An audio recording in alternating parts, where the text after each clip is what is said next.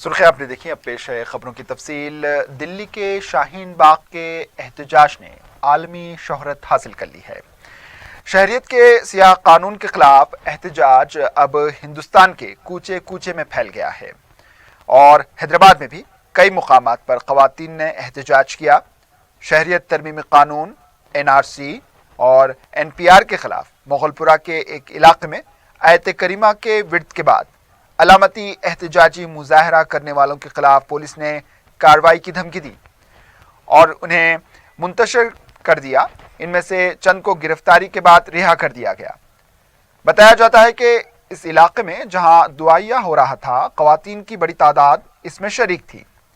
कई नौजवान भी इसमें शामिल हो गए। दुआया के बाद सियाह कानून के खिलाफ नारे लगाए जा रहे थे। पुलिस ने इस खानगी इलाके में दाखिल होकर एहतजाजी मुजाहरा करने वालों को मुंतशिर करना शुरू किया।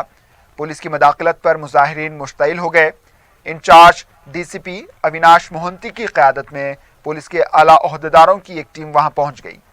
मुजाहिरीन शब देर गए तक अपना एहतजाज जारी रखे हुए थे। पुलिस ने कुछ अफराद को गिरफ्तार भी किया और बाद में रिहा किया और जो लोग वहां इकट्ठा थे इनको मुंतशिर कर दिया। हर एतबार से फेलियर साबित होगा मैडम। इसीलिए मैं इस बिल की मुखालिफत करता हूं। ये हिंदुस्तान के संविधान के खिलाफ है और ये उन लोगों की तौहीन है जिन्होंने इस मुल्क को आजाद करवाया तो सन 57 की जंग आजादी हो या 1910 में। महात्मा गांधी कैसे महात्मा बने मालूम मैडम? उन्होंने साउथ अफ्रीका के नेशनल रजिस्टर कार्ड को फाड़ दिया था, जला दिया था। इसीलिए जब महात्मा ने फाड़ा, मैं इस बिल को फाड़ता हूं। ये हिंदुस्तान को तोड़ने की कोशिश कर रहा है।